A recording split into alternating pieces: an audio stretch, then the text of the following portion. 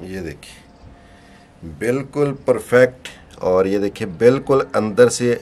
अस्सलाम वालेकुम, welcome back to natural village food. नई मज़ेदार और मीठी कैरेमल पुडिंग की रेसिपी लेके आपकी खिदमत में हाज़िर हूँ।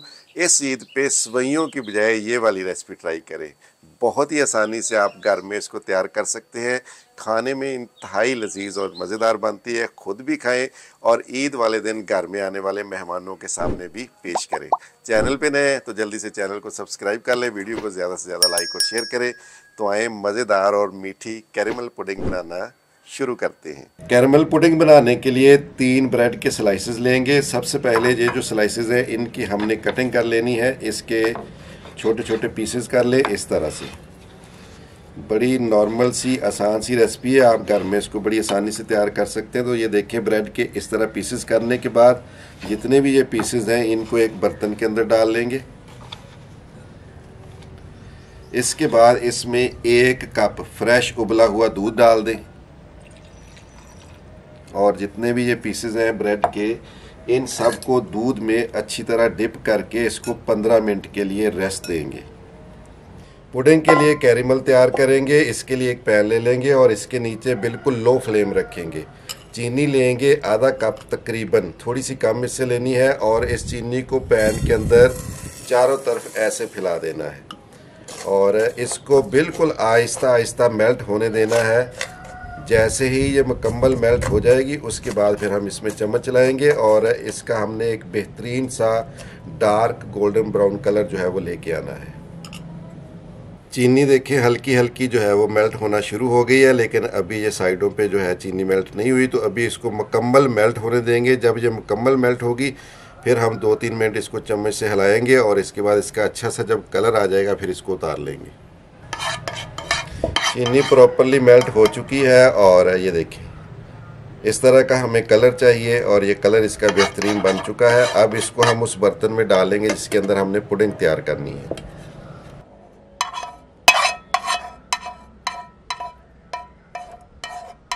कैरेमल जो है उसको बर्तन के नीचे इस तरह चारों तरफ अच्छी तरह डाल लेना है। डालने के बाद इसको 10 से 15 मिनट रेस्ट देनी है। ब्रेड जो दूध के अंदर हमने तकरीबन 15 मिनट पहले भिगो के रखी थी, ये देखिए बिल्कुल अच्छी तरह सॉफ्ट हो चुकी है। अब इस ब्रेड को हम एक जो हमारे पास शेक वाला जग होता है या ग्राइंडर होता है उसके अंदर डालेंगे और इसको अच्छी तरह इसके अंदर पीस लेना है और बिल्कुल इसका पेस्ट बना लेना है। एक बाउल में 2 अदद अंडे लेंगे और इनको अच्छी तरह हमने पहले फेंट लेना है। उसके बाद फिर इसके अंदर चीनी और दूसरी चीज़ें शामिल करेंगे। तो ये 2 अंडे लेने के बाद हैंड बीटर की मदद से इसको अच्छी तरह फेंट लें। अंडे अच्छी तरह फेंटने के बाद इसमें आधे कप से आधा जो है वो चीनी हम इसमें शामिल करेंगे। ये तकरीबन है 3 से 4 चम्मच। चीनी को थोड़ी देर मिक्स करने के बाद इसमें अब डालेंगे 2 से 3 ड्रॉप्स वनीला एसेंस के। इससे जो स्मेल होती है अंडे की वो ख़त्म हो जाती है या काफ़ी हद तक कम हो जाती है। तो ये 2 से 3 ड्रॉप जो है वनीला एसेंस के इसमें शामिल कर लिए हैं। अब इसको अच्छी तरह फेंटना है जब तक कि उसके ऊपर सफ़ेद झाग ना बन जाए। अंडा अच्छी तरह मिक्स कर लिया है और ये देखिए इसके ऊपर बेहतरीन सी झाग भी बन गई है। अब जो हमने ब्रेड और दूध ग्राइंड किया था अच्छी तरह, इसको इसमें डाल के इसको अच्छी तरह मिक्स कर लेंगे। एक दफ़ा इसको अच्छी तरह मिक्स कर लेना है। उसके बाद फिर हमने ये देखिए इसको अच्छी तरह मिक्स कर लिया है। ये हमारे पास है कैरेमल इस बर्तन के अंदर, और अब ये जो हमने बैटर तैयार किया है ब्रेड का, दूध का और जो इसमें अंडे वगैरह ये सारे, इसको हमने छान के इसके अंदर डालना है। तो एक स्ट्रेनर ले लें, उसकी मदद से इसको छान लें ताकि जो ब्रेड वगैरह के ज़र्रात हैं या दूसरा कोई भी चीज़ है इसमें वो सारी इसमें से निकल जाए। अब इसको हमने स्टीम करना है। स्टीम करने से पहले इसके ऊपर हम कोई भी बटर पेपर वगैरह जो है वो लगा देंगे, क्योंकि जब स्टीम करेंगे तो ज़ाहिर है इसके अंदर पानी आएगा, तो पानी हमने इसके अंदर नहीं जाने देना। तो इस तरह बटर पेपर लगा के इसको हमने स्टीम करना है। स्टीम करने के लिए ये एक बड़े बर्तन के अंदर मैंने पानी डाल के रखा हुआ है। नीचे इसके ये एक स्टैंड भी लगाया हुआ है। इसके ऊपर हमने बड़ी एहतियात के साथ ये जो बैटर हमने अभी बनाया है पुडिंग के लिए, इसको यहाँ पे रख देना है और उसके बाद इसको हमने ऊपर से कवर भी करना है ऐसे, ताकि पानी जो है इसके अंदर ना जाए। अब इस पे तकरीबन 40 से 45 मिनट लगेंगे स्टीम पे, और 40-45 मिनट में इंशाल्लाह हमारी बेहतरीन पुडिंग जो है वो बन के रेडी हो जाएगी।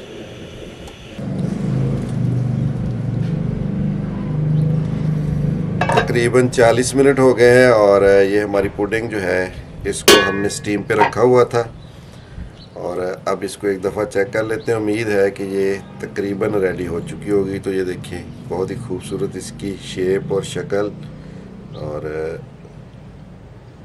ये अभी हल्का सा इसमें है, लेकिन ये ठीक है, नॉर्मल है, इससे कोई फ़र्क नहीं पड़ता। इसको ठंडा करेंगे, अभी रूम टेम्परेचर पे लेके आएंगे। उसके बाद जब ये रूम टेम्परेचर पे आ जाएगा तो फिर इसको फ्रिज के अंदर रखेंगे कम से कम आधा घंटा फ्रिज में रख के फिर दोबारा आपसे मुलाकात होगी। पुडिंग हमारी बिल्कुल रेडी है। इसको मैंने फ्रिज में तकरीबन 30 मिनट रेस्ट दी थी, और किनारे इसके जो है ये देखिए मैंने अलग करवा लिए हैं। छुरी की मदद से भी कर सकते हैं, ऐसे हाथ की मदद से भी इसके किनारे अलग किए जा सकते हैं। अब एक प्लेट लेंगे और इस प्लेट को इसके ऊपर रखेंगे और इसको उल्ट कर देंगे, और ये देखें अल्हम्दुलिल्लाह बहुत ही ज़बरदस्त हमारी जो पुडिंग है वो बन के बिल्कुल रेडी है। चेक करें, कलर आप देखें इसका माशाल्लाह, और ये बिल्कुल अंदर तक जो है वो बनी हुई है, प्रॉपर्ली कुक हुई हुई है। चेक करें सारी, ये देखिए इससे मीठे में बेहतर रेसिपी आपको और कोई नहीं मिल सकती। ईद के लिए बहुत ही स्पेशल चीज़ है ये। घर में इसको तैयार करें, खुद खाएं, आने वाले मेहमानों को खिलाएं। यकीनन जब आप ये मेहमानों को खिलाएंगे वो आपकी तारीफ़ करेंगे। देखें इसके ऊपर जो कैरेमल है वो कितनी खूबसूरत, बहुत ही बेहतरीन डार्क गोल्डन ब्राउन कलर में वो आपको नज़र आ रही है। अब मैं आपको इसकी कटिंग करके दिखाता हूँ।